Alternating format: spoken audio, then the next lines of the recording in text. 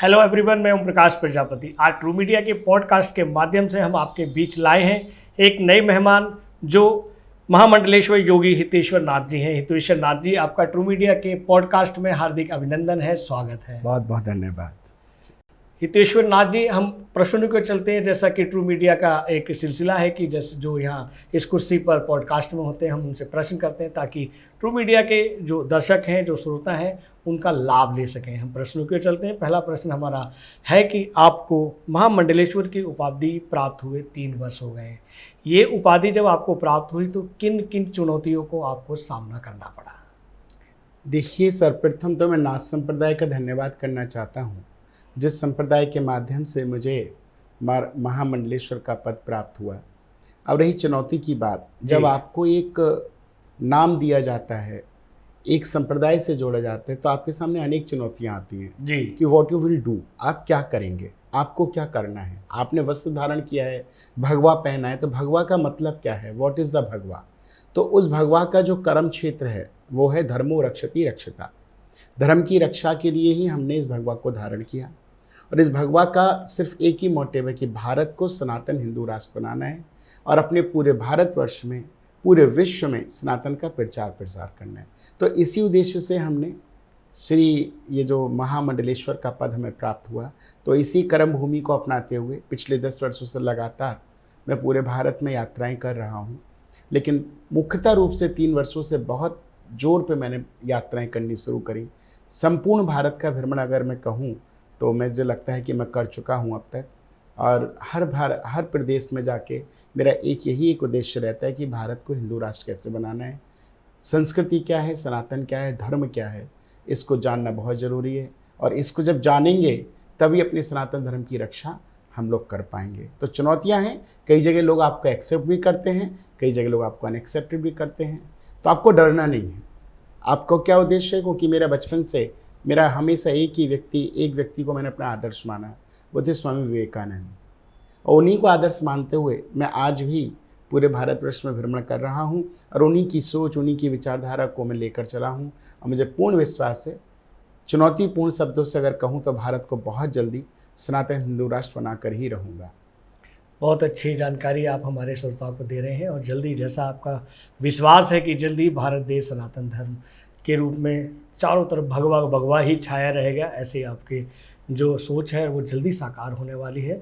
महाराज जी, हम यहाँ पे ये भी जानना चाहेंगे कि आजकल देखा जा रहा है दिल्ली एनसीआर में, ये प्रश्न एक अचानक से एक मेरे आया कि ज़्यादातर जो युवा और युवती प्रेम करते हैं, और प्रेम करना कोई बुराई नहीं है, कोई चोरी नहीं है, कोई गलत काम नहीं है, लेकिन उस प्रेम के पीछे जो एक विशेष समुदाय के लोग होते हैं, वो अक्सर अपनी प्रेमिका को बड़े ही गलत तरीके से, बुरे तरीके से उसको घायल करते हैं, उसका मर्डर करते हैं, उसके साथ में जो व्यभिचार करते हैं। इस तरह का जो परिवेश आजकल बना हुआ है, उसको कैसे दूर किया जाए?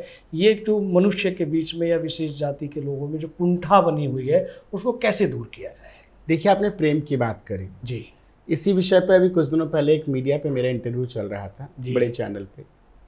तो एक कोई जज साहब थे जो डिबेट में बैठे थे, तो उन्होंने भी यही बात कही, क्योंकि अभी आदरणीय योगी जी ने एक क्वेश्चन किया था कि ये जो लव जिहाद है, उन्होंने एक कानून भी बनाया है कि इसके पीछे जो भी होंगे उनको बाकायदा कानूनी कार्रवाई की जाएगी, उन्हें सज़ा भी मिलेगी। तो कि जज साहब थे, पता नहीं वो कौन सी विचारधारा के थे, उन्होंने कहा कि प्यार करना कोई गलत नहीं होता। बिल्कुल, आई एग्री, प्यार करना गलत नहीं होता। बिल्कुल, प्यार करो, खूब करो, कोई दिक्कत नहीं, लेकिन प्यार करो कैसे? सच्चाई के साथ, समर्पण के साथ। प्यार का मतलब ये नहीं है कि नाम बदल लो, धर्म बदल लो, इरादे बदल लो, सोच बदल लो। तो प्यार किस बात का है? दैट इज साजिश। और प्यार में साजिश नहीं होती, प्यार प्यार होता है। वाकई मुझे दिक्कत नहीं है। आप अगर कोई मुस्लिम लड़का कोई हिंदू लड़की से प्रेम करे, या हिंदू लड़की मुस्लिम लड़की, मुझे कोई दिक्कत नहीं है। प्रेम करे तब, लेकिन उस प्रेम में साजिश हो, उस प्रेम के पीछे पूरा प्री प्लान तरीके से उस लड़की को फंसाने का तरीका हो, तो प्रेम नहीं है, वो एक तरीके से लड़की को पूरी तरह से बर्बाद करने का नियम है। दूसरी बात, ये लोग जब भी कोई काम करते हैं, देखिए, मुझे अगर किसी से प्रेम करना, मैं नाम क्यों बदलूंगा? जी, जो हूँ वो बताऊंगा। तो मतलब तुम्हारे अंदर फरेब है, मतलब तुम फरेब के साथ ये काम कर रहे हो। तो इसको कहते हैं डेट इज कॉल्ड लव जिहाद, कि आप नाम बदल के किसी भी हिंदू लड़की के साथ प्रेम करते हो और प्रेम करके उसको बहुत ही आसानी से उसके टुकड़े कर करके उसको ब्रीफ केस में डाल देते हो। Date is not love, date is love जिहाद, इट्स नॉट लव।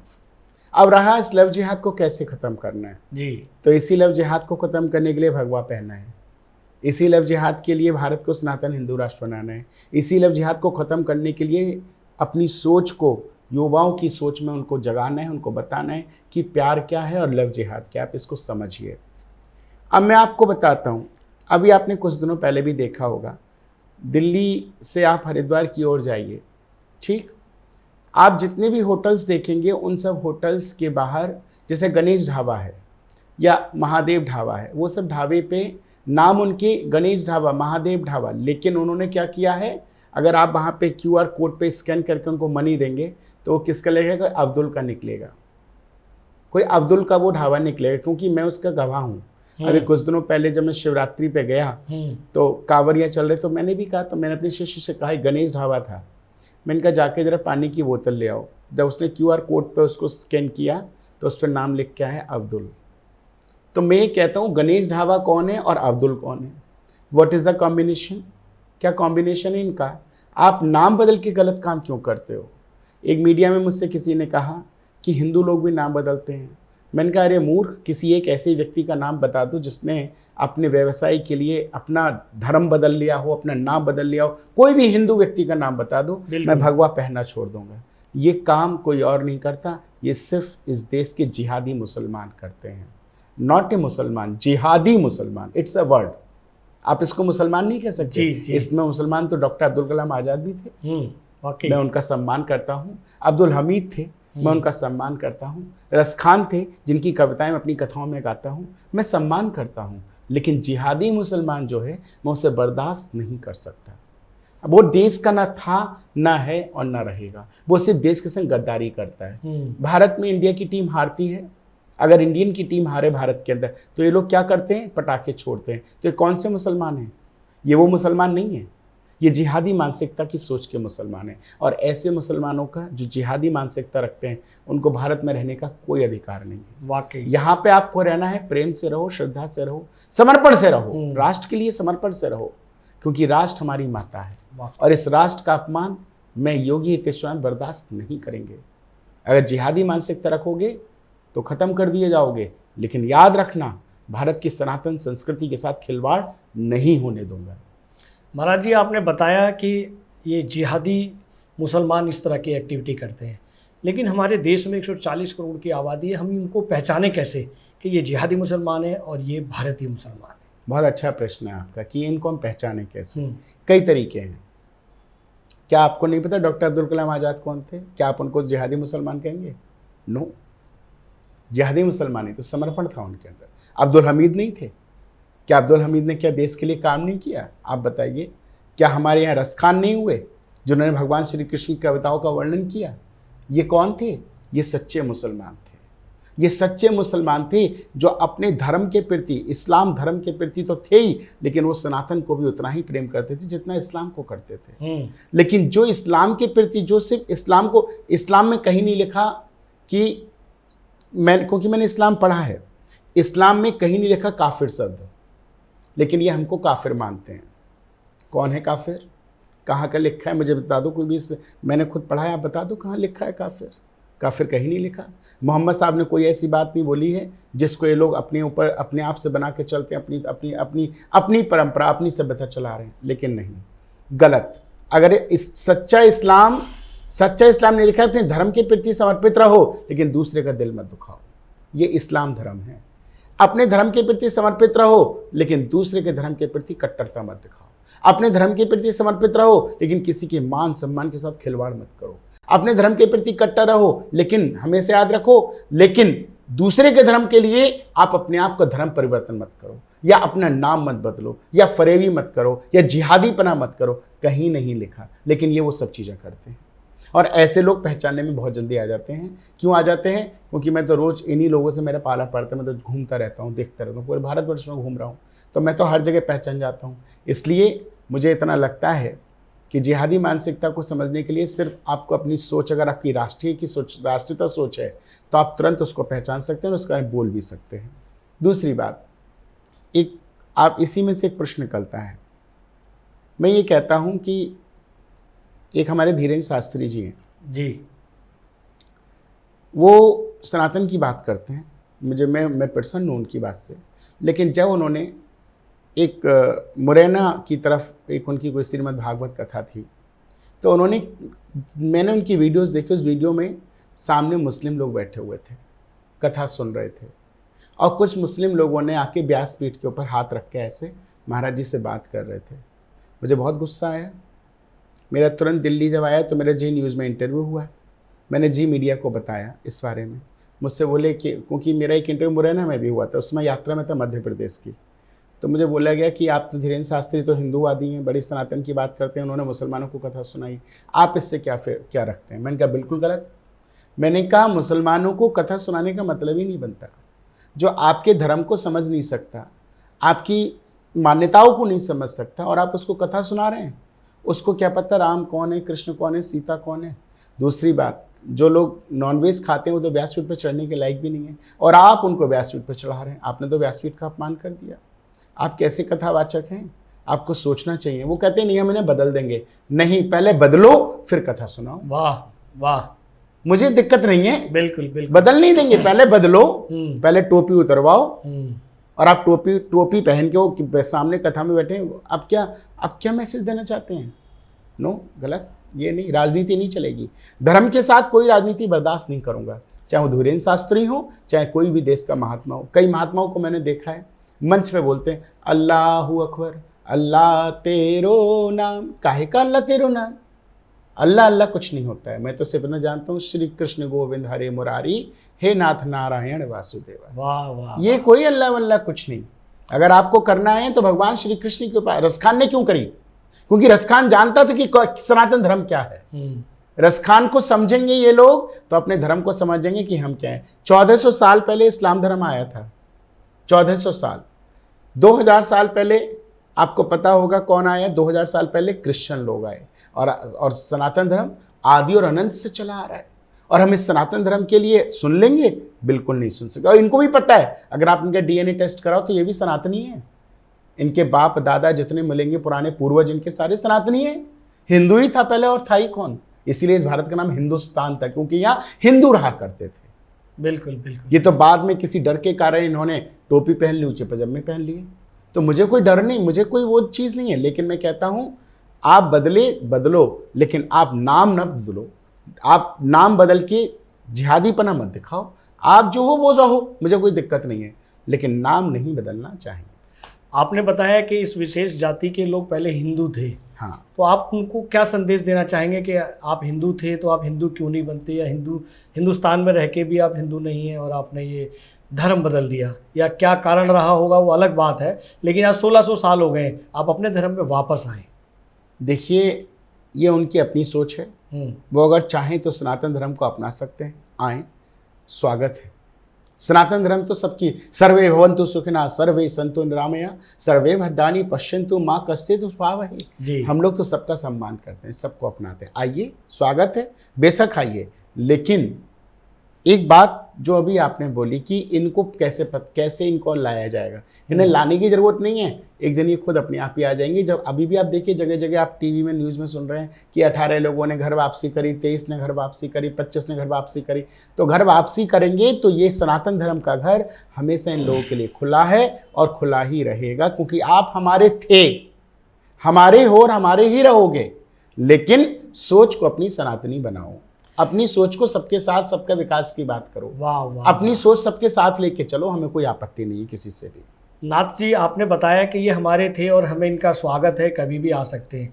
तो क्या ऐसा लगता है कि कोई ऐसी कोई अलग की कोई ताकत है जो इनको बिगाड़ती है, या इनको जो है राइट जिहादी बनने पर मौका देती है? बिल्कुल। देखिए मैं आपको बताता हूँ, ये जो भारत है ना जी, इस भारत को झूठ के आधार पर स्थापित किया गया जी। कौन सा झूठ? आप कहेंगे कौन सा झूठ? ये देश कब आज़ाद हुआ था? कब हुआ था? 47 में, 15 अगस्त 1947। यही बोलते हैं। ये देश 15 अगस्त 1947 को आज़ाद नहीं हुआ था। That is you have to be know everyone. True media channel पे बैठा हूँ और ट्रू का मतलब है सत्य, और सत्य को बताना मेरा अधिकार है।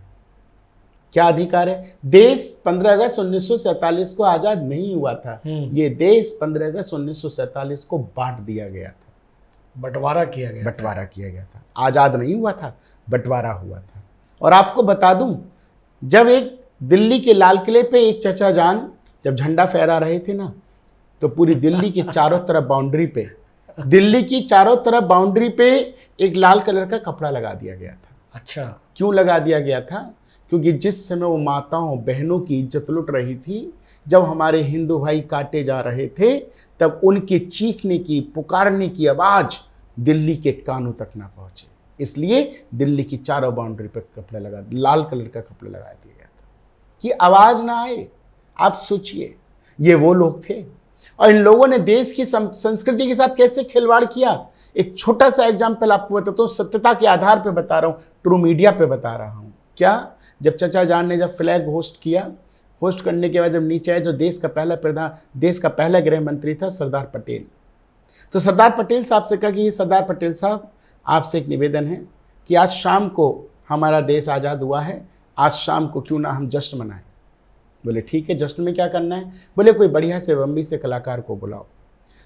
तो गृह मंत्री साहब ने बम्बई में फ़ोन लगाया, और फ़ोन लगा के पता लगाया कि वो कलाकार का है। आखिरकार वो कलाकार उस समय बम्बई में नहीं था, वो कलाकार था मद्रास में। जब मद्रास में फ़ोन पहुंचा तो कलाकार महोदय से बात हुई, और उनसे कहा सरदार पटेल साहब ने फ़ोन पे कि ऐसा है महोदय, आपको हमारे आज शाम को संसद में गीत गाना है, टिकट्स आपको पहुंच रहे हैं, आप फटाफट आइए। बोले ठीक है, मैं आऊँगा, मैं गीत भी गाऊँगा, लेकिन एक बात बता दूँ, खंड भारत के नहीं, अखंड भारत का गीत गाऊंगा। वाह वाह वाह, खंड भारत का नहीं गाऊंगा, अखंड भारत का गीत गाऊंगा। तो सरदार पटेल साहब मुस्कुरा दिए, बोले ठीक है आप आइए, स्वागत है। वो आए, और आने के बाद पहली बार संसद में जो गीत गाया गया था ना, मैं क्या बताऊं प्रजापति जी, उस गीत का नाम था वंदे मातरम। वंदे मातरम था वो गीत, और उस वंदे मातरम गीत की जो ड्यूरेशन टाइमिंग थी, वो थी 9 मिनट 18 सेकेंड। 9 मिनट 18 सेकेंड का वंदे मातरम था। और जब उन्होंने गाना शुरू किया, तो जैसे ही चौथे चरण में आए, उसके चौथे पार्ट में, तू ही दुर्गा तू सरस्वती, जैसे ही वंदे मातरम का चौथा पार्ट, तो तुरंत मैं हुआ मुफ्ती का बाप खड़ा हो गया, बंद करो इसको, बंद कर दो, इस्लाम धर्म हमारा खतरे में आ जाएगा, बंद कीजिए। और तुरंत उस वंदे मातरम को रुकवा दिया गया। क्या किया गया? उसी दिन से वो वंदे मातरम, आपको पता होगा, 3 मिनट 11 सेकंड का गाया जाता है। सिर्फ सुजलाम सुफलाम मलय जयश्रीलाम सस्य श्यामलम मातरम वंदे मातरम, बस दैट्स इट। बिल्कुल। क्यों 9 मिनट 18 सेकंड का क्यों नहीं? क्या आपको मिर्चें लग गई हमारी जब दुर्गा का नाम लिया, सरस्वती का नाम लिया? क्यों नहीं किया है आपने? और उस गीत को गाने वाला व्यक्ति कोई और नहीं था, वो कलाकार का नाम था पंडित ओमकार नाथ ठाकुर, जिन्होंने इस गीत को पहली बार संसद में गाया।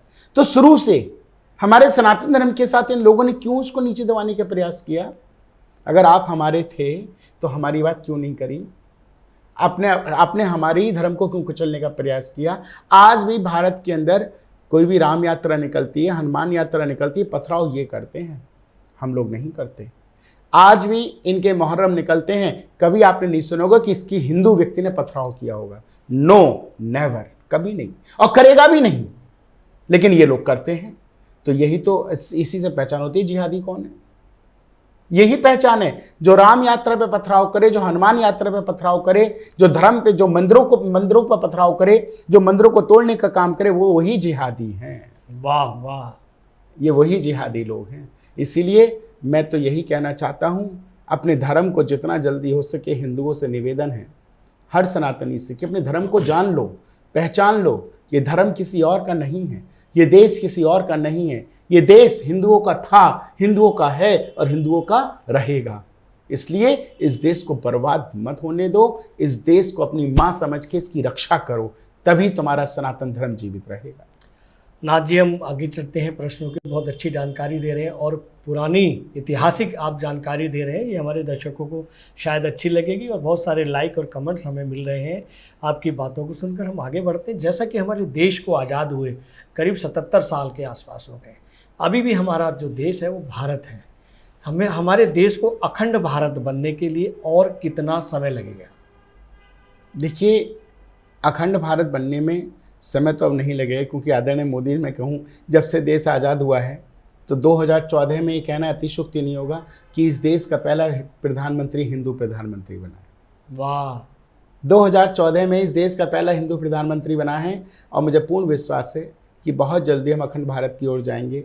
चाहे जो भी पीओके बीओके जितने भी हैं वो सब भारत में सम्मिलित होंगे, सब आएंगे, और पूरे भारत को अखंड भारत हमें बनाना ही पड़ेगा, बनाना है। हमें पहचान, हमें देखियो, हमें अपने देवी देवताओं से सीखना पड़ेगा। जैसे भगवान सूर्यदेव सुबह को निकलते हैं, उनकी लालिमा कैसी होती है? भगवा लालिमा होती है। भगवान सूर्यदेव परिचय देते हैं अपने भारत का कि भगवा में मैं आता हूँ, और बाद में जब शाम को जाते हैं तो भगवा में ही भारत का होता है। भगवा में आता हूँ, भगवा में जाता हूँ, ये बता रहा हूँ हिंदुओं, ये देश तुम्हारा है। भगवा ये चादर ओढ़ के आता हूँ, भगवा चादर ओढ़ के जाता हूँ। तो इसलिए आप इसको समझो। देवी देवताओं ने शस्त्र और अस्त्र उठाए। These are not ornaments. ये वो नहीं कि आपकी सुंदरता बढ़ा रहे हैं। ये देवी मैया अभी नवदुर्गे चल रहे हैं। आज माँ अष्टमी का दिन है, नवमी भी है आज, दोनों तिथि आज पड़ गई हैं। तो माँ दुर्गा, माँ भगवती ने हाथ में तलवार उठाया है, त्रिशूल उठाया है, शंख चक्र उठाया है। क्यों उठाया है? भगवान राम ने धनुष बाण उठाया है, भगवान श्री कृष्ण सुदर्शन चक्र उठाया। क्यों उठाया है? These are not ornaments. ये उनकी सुंदरता नहीं बढ़ा रहे हैं, नो। इन्होंने कहा था, देखो मैं क्यों उठा रहा हूँ, उसको सुन लो। यदा यदा ही धर्मसः ज्ञानेन भवति भारता अव्युत्थानम धर्मस्य तदात्मानं सृजाम्यहम्। जब जब मेरे देश के ऊपर, मेरे धर्म के ऊपर हानि होगी, तब तब ये उठाना मैं चाहूँगा, उठाऊंगा। वाह। तो देवी देवता ने उठाया है। उन्होंने शस्त्र उठाए किस लिए? अपने धर्म के सम्मान के लिए, अपने राष्ट्र के लिए, अपनी संस्कृति के लिए। लेकिन आज हमारे हिंदू अपने धर्म को समझ ही नहीं पा रहे हैं। देवी देवताओं से शिक्षा लो। मैं ये नहीं कहता कि आपको हथियार उठाना है, मैं ये कहता हूं अपने धर्म की रक्षा के लिए जरूरत पड़े तो हथियार भी उठाना पड़े तो उठा लेना, लेकिन अपने धर्म को बर्बाद मत होने देना। तो देवी देवताओं से सीखो। ये हमारा परिचय देते हैं और हम अपने देवी देवताओं को अपना ही नहीं पा रहे। क्यों? क्योंकि लोग राम और शिव को समझ नहीं पाए। राम और शिव को समझ नहीं पाए प्रजापति जी। अगर राम और शिव को समझ लेंगे तो आप समझ लीजिए इंसान अपने आप को समझ ले। कौन है राम, कौन है शिव, मैं बताना चाहूंगा जी। भगवान शिव, शिव में कितने अक्षर हैं? दो। शिव में कितने अक्षर हैं? 2। राम में कितने अक्षर हैं? 2। शिव ने कहा मैं श्रृंगार करता, वाह, और राम ने कहा मैं पालन करता। क्या बात। तो पालन करता कौन करता है? वाह, पिता ही तो पालना करता है बच्चों की। माँ तो जन्म देती है, लेकिन पालना पिता करता है। तो राम ने कहा मैं तुम्हारा पिता हूं। तो राम अगर 2 अक्षर में है तो मेरे राम ने पूरा शरीर 2 अक्षर में बनाया है। वाह। पूरा शरीर 2 अक्षर में, क्योंकि 2 अक्षर में राम और 2 अक्षर में हमारा शरीर।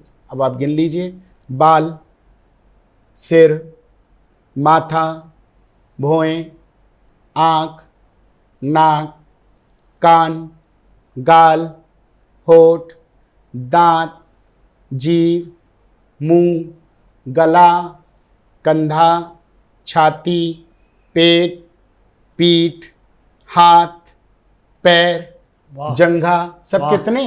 2 शब्द हैं। सब 2 शब्दों में। वाह वाह वाह। सब 2 शब्दों में बनाया। क्यों? क्योंकि मेरे राम का दिया हुआ शरीर है। क्या बात है। इसीलिए राम शिव की पूजा करते हैं और शिव राम की पूजा करते हैं। भगवान महादेव ने कहा तुमने बहुत सुंदर अपनी व्याख्या कर दी, लेकिन ये तो बताओ जब मेरे पास आएगा तो किस रूप में आएगा? बोले वो भी 2 अक्षर में जाएगा, जिसका नाम होगा शव। वाह वाह वाह। शव स्थिति में ही जाएगा। क्या बात है। और इसीलिए अंत में बोला जाता है कि राम नाम सत्य है, सत्यम परम धीमहि, यही जीवन का सत्य है। वाह वाह वाह। इसलिए जिसने राम को समझ लिया, जिसने शिव को समझ लिया, उसने सृष्टि को समझ लिया, उसने सनातन को समझ लिया। वाह वाह। इसलिए राम और शिव को समझो, ये एक दूसरे के पूरक हैं। इसीलिए सनातन हिंदुत्व का पूरक है। बढ़िया बढ़िया, बहुत अच्छी जानकारी आप दे रहे हैं, हमारे हिंदुस्तान के लिए बहुत अच्छी जानकारी दे रहे हैं। हम ये भी जानना चाहेंगे नाथ जी कि आप दूरदृष्टि रखते हैं, दूरगामी दृष्टि रखते हैं कि भविष्य में क्या होना है, ऐसा आपका तेज, माथे का तेज बताता है। तो जैसा आपने बताया कि एक हिंदू प्रधानमंत्री बना है जो हमारे इस हिंदुस्तान को सनातन धर्म बनाकर रहेगा, क्या ऐसा भी लगता है कि अब इनके बाद, मोदी जी के बाद, कोई और एक युवा साथी प्रधानमंत्री के लिए तैयार हैं जो आगे जाकर और इस गति को तेज करेंगे? देखिए, मैं तो ये कहना चाहता हूँ कि आदरणीय प्रधानमंत्री जी के बाद इस देश का कोई अगर भविष्य में देख रहा हूँ जो सनातन की रक्षा के लिए आगे रहेगा, उस व्यक्ति का एक ही व्यक्ति का नाम है, जिसका नाम है योगी आदित्यनाथ। वाह! वो ही इस भारत के नेक्स्ट प्रधानमंत्री बनने चाहिए जी। क्योंकि अगर वो बनेंगे तो भारत सनातन हिंदू राष्ट्र ही नहीं, अखंड भारत बहुत जल्दी ही बन जाएगा। वाह क्योंकि वाह वाह! उनकी सोच, उनकी वास्तविकता, उनकी सात्विकता, उनकी विचारधारा सनातनी है और बहुत जल्दी उनके ही हाथों में इस देश की बागडोर भी होगी। मुझे पूर्ण विश्वास है। आज रामनवमी का दिन है, मैं माँ भगवती से प्रार्थना करूंगा कि आने वाले समय में इस देश की बागडोर योगी आदित्यनाथ जी के हाथ में हो, ताकि ये भारत को हम सनातन हिंदू राष्ट्र बना सके। क्या बात है। दूसरा मैं ये कहना चाहता हूँ कि जितने भी प्रदेश हैं जी, हर प्रदेश का एक योगी को मुख्यमंत्री बना दीजिए। क्या बात है। जिस प्रदेश का मुख्यमंत्री सनातनी विचारधारा का होगा, संत होगा, भाई एक ही पद दे दो ना, खाली भगवा वाले को बस मुख्यमंत्री दे दो, बाकी के सब नेताओं को दे दो, सफेद वालों को, लेकिन एक उसको दे दो। तो जब पूरे भारत के अंदर हर राज्य में एक योगी की विचारधारा वाला प्रधानमंत्री मुख्यमंत्री होगा तो भारत को अखंड भारत बनाने का तो मतलब ही क्या, फिर तो सेकंडों में बनेगा, चुटकी बजाते ही भारत सनातन हिंदू राष्ट्र बन जाएगा। क्या नाथ जी, ऐसा नहीं हो सकता कि योगी जी एक है इस भारतवर्ष में, और योगी नहीं बन सकते, या क्यों नहीं बनते? नहीं, योगी जी मैंने कहा ना कि योगी जी विचारधारा वाले जो योगी जी की विचारधारा रखते हो, जैसे मैं भी रखता हूँ उनकी विचारधारा। जी जी जी। मैं भी स्वामी विवेकानंद का फॉलोअर हूँ, योगी आदित्यनाथ जी का फॉलोअर हूँ, तो उनकी विचारधारा हम भी रखते हैं और भी भारत के कई संत हैं जो ऐसी विचारधारा रखते हैं। तो ऐसे संतों को एक अच्छी भूमिका में लेकर आए ताकि वो भारत को बिल्कुल स्वर्णिम भारत जिसे कहते हैं, भगवा में भारत बना दें। और इस भारत में फिर देखिए खुशहाली है, कोई दुखी नहीं, ना किसान दुखी रहेगा, ना जवान दुखी रहेगा, ना व्यक्ति दुखी रहेगा, ना समाज दुखी रहेगा, हर घर में खुशहाली। क्यों? क्योंकि जब वो आएगा तो घंटी घंटा बजेंगे, और जब घंटी घंटा बजते हैं तो खुशियां लेकर आते हैं। शंख बजता है तो नाद की उत्पत्ति होती है, जो नाद की उत्पत्ति होती है तो खुशियों की उत्पत्ति होती है। ये याद रखिएगा। और खुशियां तभी आती, कहते हैं ना कि घर में रोजाना शंख बजाओ।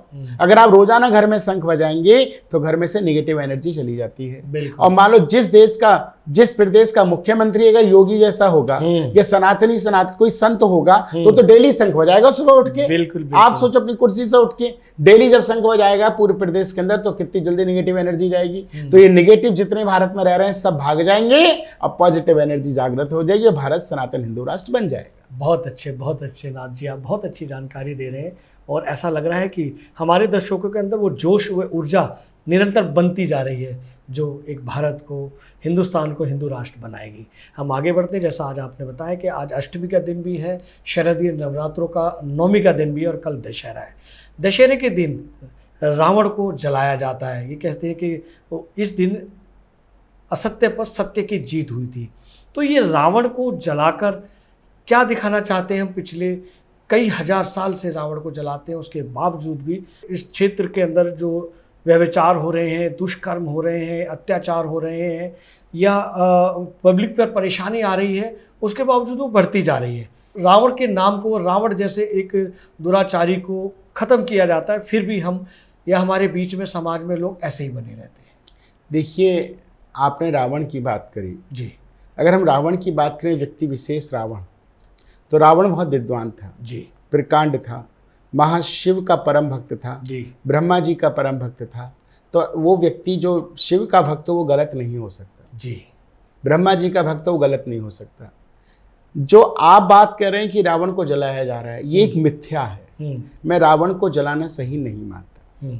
जलाना किसे है? जिसकी सोच नेगेटिव हो जी, जो आपके धर्म के साथ खिलवाड़ करे उसे जलाओ, उसे नहीं जलाओ जिसने धर्म की स्थापना करी। रावण ने धर्म की स्थापना की थी, रावण ने कभी धर्म का अपमान नहीं किया। वाकई रावण को समझना है तो भी बहुत जरूरी है कि जिसको नहीं पता वो मेरे पास है, मैं रावण की व्याख्या कर दूंगा। रावण महाशक्तिशाली महायोद्धा, और रावण भगवान राम के हाथों मरना चाहता था, मोक्ष पाना चाहता था। इसी विषय पर हम चर्चा करने के लिए मोक्ष पाना चाहता था रावण। जी, तो रावण ने मोक्ष पाने के लिए इस रास्ते को अपनाया। और रावण को ये भी पता था, ये भी ज्ञात था। जब सेतुबंध बना, आपको पता होगा, तो सेतुबंध बनाने के लिए रावण को बाकायदा पूजा के लिए भगवान राम ने बुलाया था।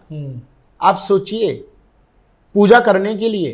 तो रावण जो ने पता है कि रावण मेरा अपराधी है, फिर भी मैं रावण को बुला रहा हूं। आप सोचिए, तो दशानन जो रावण था, रावण तो भक्ति का सूत्र था, भक्ति का सिद्धांतिक था। हम रावण को हमें समझना पड़ेगा। और रावण को, जैसे मैं ब्राह्मण हूं, मैं कभी भी रावण को जलते हुए नहीं देख सकता, ना मैंने कभी देखा है और ना मैं कभी रावण को जलते हुए देखूंगा। कुछ चीजें शुरू से चली आ रही, कोई प्रोपेगेंडा हो गया है कि सत्य पर असत्य, असत्य पे सत्य की जीत। असत्य क्या है? आप क्या रावण को असत्य मानते हैं? रावण को दुनिया के लोग असत्य मानते हैं। रावण असत्य नहीं था। रावण को समझना है तो थोड़ा दिमाग लगाना पड़ेगा। रावण ने माता सीता का अपहरण नहीं किया था, यह बाकायदा पूरी लीला के तहत इसको किया गया था। ये पूरी लीला थी। भगवान श्री राम ने जब प्रकट हुए इस धरा पे, तो उन्होंने कहा, विप्र धेनु सुर संत हित लीनी मनुज अवतार। भगवान ने ब्राह्मण सुर संत हित के लिए, इस गौ माता के लिए पृथ्वी पर अवतार लिया था। तो उन्होंने सारी लीलाएं की थी। उन लीलाओं को समझने के लिए उन्होंने क्या किया, उसमें करेक्टर, भगवान से किसी ने कहा कि भगवान आप अच्छे और बुरे दोनों प्रकार के लोग आते हैं। नारद जी ने ही कहा ब्रह्मा जी से। ब्रह्मा जी बैठ गए ध्यान लगाते हुए, तो ब्रह्मा जी से बोले कि पिताश्री आप किसका ध्यान कर रहे हैं? बोले मैं उसका ध्यान कर रहा हूँ जो परम तत्व है, जो जिसने मुझे बनाया। अच्छा, बोले आपको भी किसी ने बनाया? बोले हाँ। बोले नहीं, सृष्टि तो आपसे चली है, आप भी सृष्टि की रचना है, तो आपको किसने बनाया होगा? तो बोले नहीं, मुझे भी बनाया। बोले किसने बनाया है? बोले ये मुझे भी नहीं पता।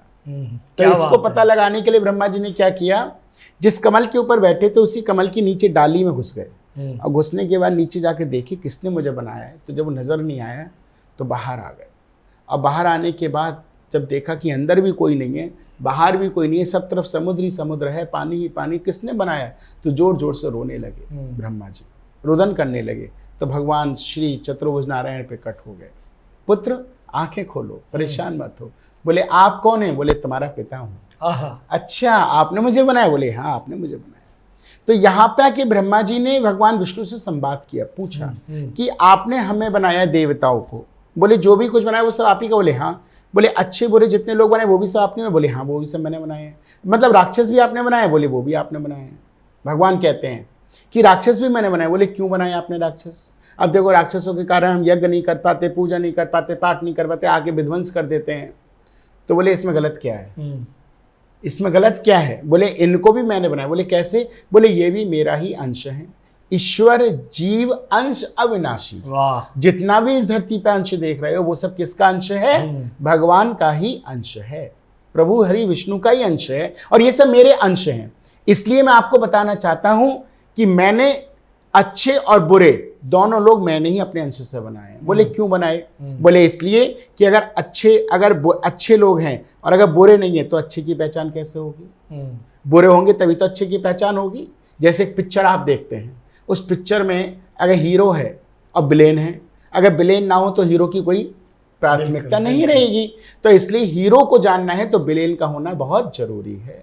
ऐसे ही भगवान हीरो है तो इसलिए विलेन राक्षसों का होना भी बहुत जरूरी है। तो भगवान ने कहा मैंने इसीलिए कैरेक्टर्स बनाए हैं। तो जैसे रात है, अब रात होती है तो अगले दिन क्या निकलता है? सूरज निकलता है, दिन निकलता है। तो हमें अगर हम रात को ही नहीं देखेंगे तो दिन को, इस सूर्य की प्राथमिकता को नहीं समझेंगे, सूर्य की जो उसकी शक्ति उसको नहीं समझ सकते। इसीलिए जब दिन निकलता है तो अगर रात ही रात रहे तो सब कुछ खत्म हो जाएगा, दिन ही दिन रहे तो अभी सब कुछ खत्म हो जाएगा। तो भगवान ने दिन भी बनाया और रात भी बनाया। रात सोने के लिए बनाई, दिन कर्म के लिए बनाया। तो भगवान ने कहा मैंने सब चीजें बड़ी प्लानिंग के साथ बनाई हुई है। अगर सूरज है तो चांद है, चांदनी है तो उसकी रोशनी है। तो भगवान ने हर चीज, भगवान ने कहा समुद्र है तो उसकी लहरें भी हैं। हर एक का भगवान ने मतलब रूप, दो स्वरूप बनाए हैं। हर एक का दो शब्दों से बनाया है, ऊर्जावान और बिना ऊर्जावान। हाँ। तो भगवान ने एक बार ये भी व्याख्या की कि जैसे मान लीजिए हम क्लास में बैठे हैं और क्लास के अंदर मान लो 40 बच्चे हैं, लेकिन वो पहले मित्र हैं, सब मित्र हैं। तो उन्होंने क्या किया कि चलो आज खो खो खेलेंगे इंटरवल में। जब खो खो खेलने बैठते हैं तो क्या करते हैं, तो दो पार्टी बनाते हैं, एक पक्ष एक विपक्ष। अगर दोनों में पक्ष विपक्ष नहीं होगा तो खेल का मजा ही नहीं आएगा, जीत हार का पता ही नहीं लगेगा, कैसे पता चलेगा। बिल्कुल सही तो बात। जीत हार का अगर पता लगाना है तो अच्छे और बुरे दोनों लोगों का होना बहुत जरूरी है, और ये सब मेरे ही द्वारा बनाया गया। वाह वाह वाह, ये भगवान ने बताया, बहुत अच्छी बात है, तो बहुत इसीलिए भगवान ने राक्षस भी बनाया, देवता भी बनाए, बिल्कुल। तो इंसान को सुख भी बनाया तो दुख भी बनाया। आप सोचिए, भगवान ने हर चीज का एक सामंजस्य बना के चला है बिल्कुल कि दुख आएगा तो सुख का अनुभव होगा, सुख आएगा तो दुख का अनुभव होगा। तो ये सब तो तुम्हें अनुभव करने की चीजें हैं, तो इसलिए आप अनुभव करो और अपने जीवन को संघर्ष की बात है, जीवन संघर्ष करते रहो और लड़ते चलो और जीवन को आनंद पूर्वक जीते रहो। यही यात्रा है जीवन, यही एक यात्रा है जीवन वाह की। वाह वाह, बहुत उतार और चढ़ाव, वाह, ये वाह। तो आते ही रहते हैं। बिल्कुल बिल्कुल। तो इसलिए इनसे लड़ते रहना चाहिए और आगे आगे बढ़ते रहना चाहिए। नाथ जी, हम और भी जानना चाहते हैं आपके जो ब्रह्मांड आपका जो है, इसमें ज्ञान जो भरा हुआ है, इससे और भी जानना चाहते हैं कि बहुत सारे मित्रों से बातचीत होती है तो ये कहते हैं कि जो सूर्य है ये अथाह, ये बहुत पावरफुल है, इसमें बहुत शक्ति है और ये सबको, पूरी पृथ्वी को, पूरी सृष्टि को ये ऊर्जा देता है। जब इतना ऊर्जा देता है, उतनी रोशनी देता है, जिसकी वजह से सृष्टि जीवित रहती है। जितने भी हजारों में जो योनियां हैं वो सब जीवित रहती हैं, चाहे वो पाताल में हो या जल में हो या थल में हो। लेकिन उसके बावजूद भी हम अपने घरों में, अपने मंदिरों में एक दीपक जलाते हैं। जब इतना बड़ा दीपक जलता है जो सबको रोशनी देता है, सबको ज्ञान देता है, सबको ऊर्जा देता है, तो हमें अपने घर में या मंदिर में या अन्य जगह पर दीपक जलाने की आवश्यकता होनी चाहिए क्या? देखिए, सबसे पहले दीपक होता है, अंधकार कहाँ है? अंधकार हमारे मन के अंदर है जी। क्राम क्रोध मोह लोभ हमारे अंदर भरा पड़ा है। सोचिए, तो हमें जो अंदर जो हमारा अंधकार है, उस अंधकार के लिए दीपक जलाना बहुत जरूरी है जी। वो कौन सा दीपक है? वो है ज्ञान का दीपक। और ज्ञान का दीपक क्या मिलता है? एक संत की शरण में जाके मिलता है। आप गुरु बनाओगे तो आपको ज्ञान का दीपक मिलेगा। तो गुरु का मतलब है, गु माने अंधकार, रू माने उजाला। तो उजाल अंधकार से प्रकाश की ओर ले जाने वाले को गुरु कहते हैं। तो जो अंदर जो अंधकार है, उस अंधकार को उस दीपक की जरूरत है जो गुरु जलाता है। उस दीपक से जल के आपके अंदर की आत्मा पवित्र होती है और अंदर एक दीपक जलता है, ज्ञान का दीपक जलता है। अब रहा सूर्य की बात। भगवान सूर्यदेव, भगवान श्री कृष्ण के दो नेत्र हैं, एक नेत्र है सूर्य, एक नेत्र है चंद्रमा। भगवान के दो नेत्र हैं, सूर्य और चंद्र। तो भगवान ने कहा जो सूर्य है, हमें सूर्य की उपासना क्यों करनी चाहिए?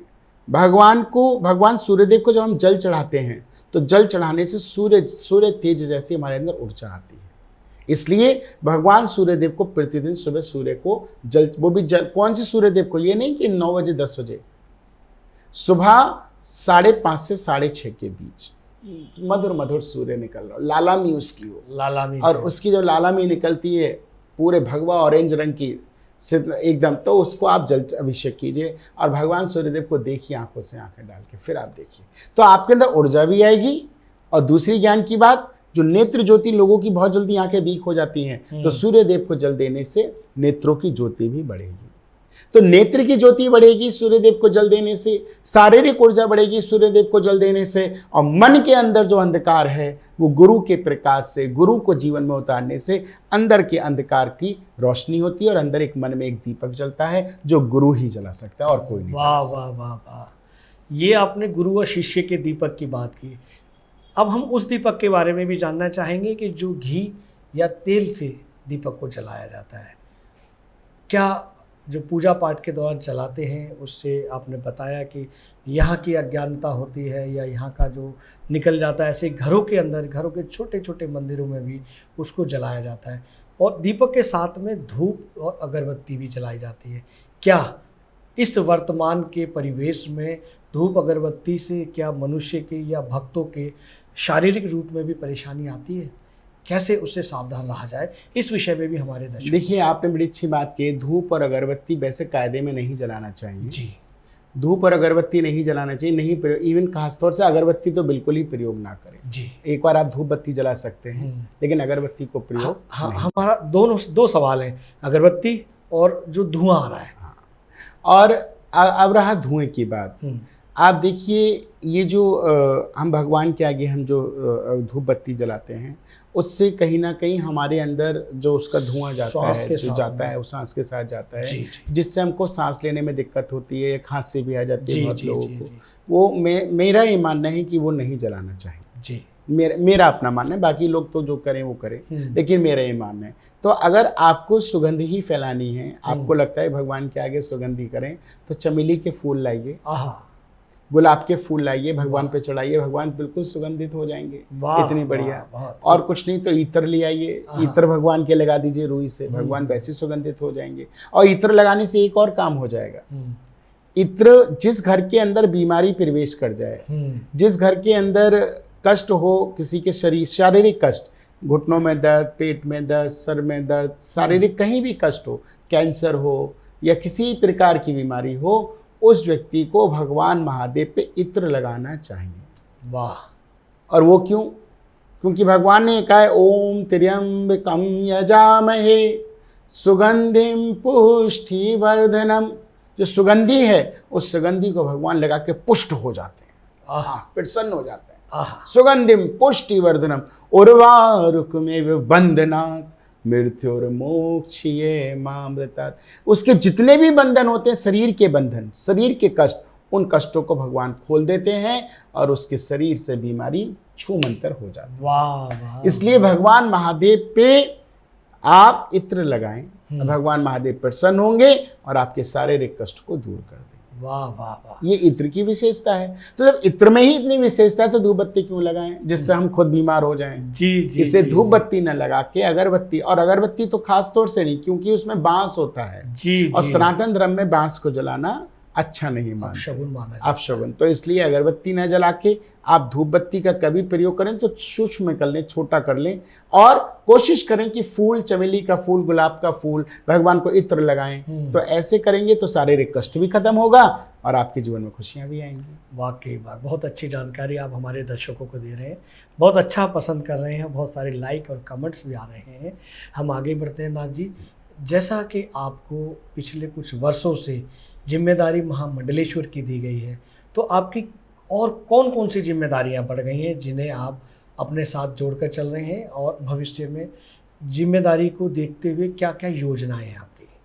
देखिए, जिम्मेदारी मेरे ऊपर, जब मैं भगवा धारण किया हूँ, हाँ। तो एक सनातनी के ऊपर बहुत बड़ी जिम्मेदारियां होती हैं। देखिए, भगवान ने कहा बड़े भाग मानुष तन पावा। बहुत भाग्य से हम मनुष्य का तन पाते हैं जी। और इस मनुष्य के तन पाके में भगवान की भक्ति ना करें, सनातन का प्रचार ना करें, लोगों के हृदय में भगवान की प्रेम को ना बढ़ाएं, तो हमारे इस शरीर का कोई फायदा नहीं है, कोई फायदा नहीं है। अब जैसे मनुष्य और जीव जंतु में क्या फर्क है? देखिए, कुत्ता, बिल्ली, हाथी, घोड़ा भगवान की पूजा नहीं कर सकते। अब भगवान की पूजा कौन कर सकते हैं? मनुष्य। कभी कुत्ते को देखा ऐसा हाथ जोड़ के बैठ जाए? आप सोचिए। कभी गधे को सोचा वो मंदिर में जाके ऐसे ऐसे करने लगे? नो। ये कार्य तो भगवान ने मनुष्य को दिया है जी। तो मनुष्य ही भगवान की पूजा, पाठ, भक्ति कर सकता है। हर मनुष्य को करना चाहिए। भगवान की पूजा करो, पाठ करो, भक्ति करो। दूसरी बात, ये जो जीवन है, ये जीवन बहुत शॉर्टेज में है। हर व्यक्ति ये सोचता है कि मेरे पास तो बहुत लंबी उम्र है, मैं तो बहुत लंबा जीऊँगा, लेकिन हमें क्षण का भी नहीं पता, सेकंडों का नहीं पता। अभी मैं चलूँ और सीढ़ी से पैर गिरे और मेरा राम नाम सत्य हो जाए, किसी का नहीं पता। क्योंकि ये जीवन की जो सांसें हैं ना, ये सांसें, ये कब टूट जाए इनका कोई भरोसा नहीं। इसीलिए कहा है कि जिंदगी की ना टूटे लड़ी, नाम जप ले घड़ी दो घड़ी। तो भगवान का नाम जप लो। इससे भगवान ने कहा तुम्हारे शरीर की अगर हम बात करें, आपकी प्रजापति जी, आपकी उम्र कितनी? मान लो मैं एक आकलन कर लूँ 100 वर्ष। आपकी उम्र को मैं ये मानता हूँ कि आप 100 साल जिएंगे, एक मान के चलो। जी जी जी। 100 साल जीने की अगर मैं मान लेता हूँ तो दिन और रात को मिला के 100 वर्ष हो गए। ठीक, एक दिन कैसे बनता है? दिन और रात। अब आप ये बताइए, रात और दिन मिला के जब एक दिन बनता है तो आपने जिंदगी के 50 साल किस में बताए? सोने में? आधी आधी उम्र सोने में, आधी उम्र तो सोने में चली गई। वाकई वाकई। 100 में से 50 माइनस कर दो। रात को इंसान रात सोने के लिए बनाइए तो इंसान रात को सोता है। 50 साल माइनस हो गए। अब कितने बचे? 50, जिसमें आप जीते हैं, जिंदगी को जीते हैं, दिन में कर्म करते हैं। अब 50 में 25 वर्ष तक बच्चा क्या करेगा? पढ़ाई शिक्षा करेगा। 25 साल तक यही करेगा, इंटर कर भी, कॉलेज करेगा, एमए करेगा, बीटेक बीए करेगा। अब कितने बच्चे? 25 माइनस कर दो।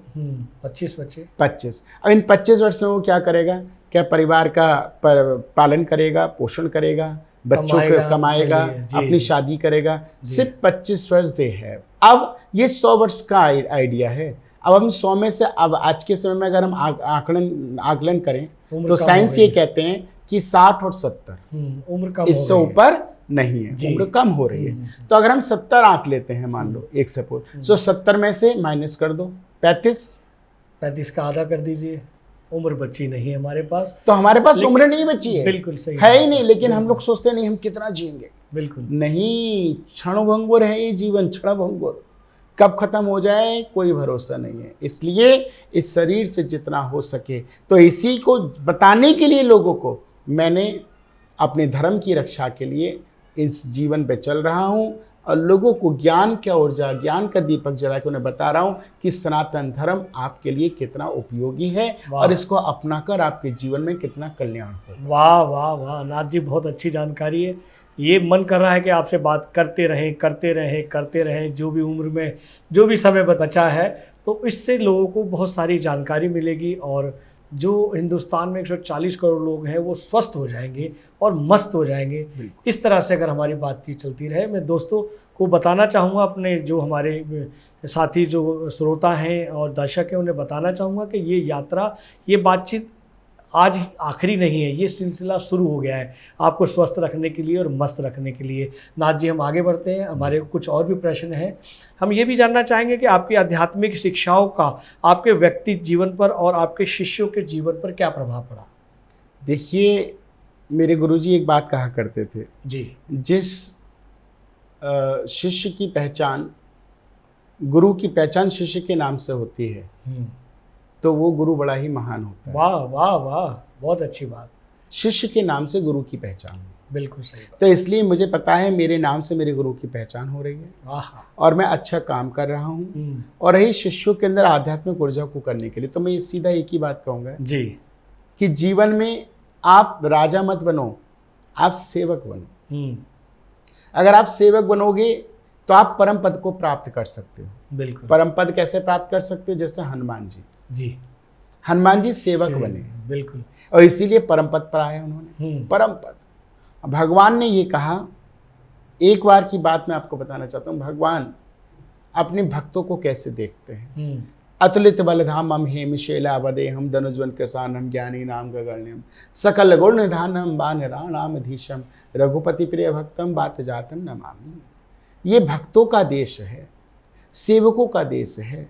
हनुमान जी ने भगवान जी, राम जी की सेवा करी, इसलिए आप देख लीजिए आज गली मोहल्ले चौराहे पे हर जगह हनुमान जी का मंदिर मिलेगा। लेकिन हनुमान जी के साथ राम जी का मिले ये जरूरी नहीं है।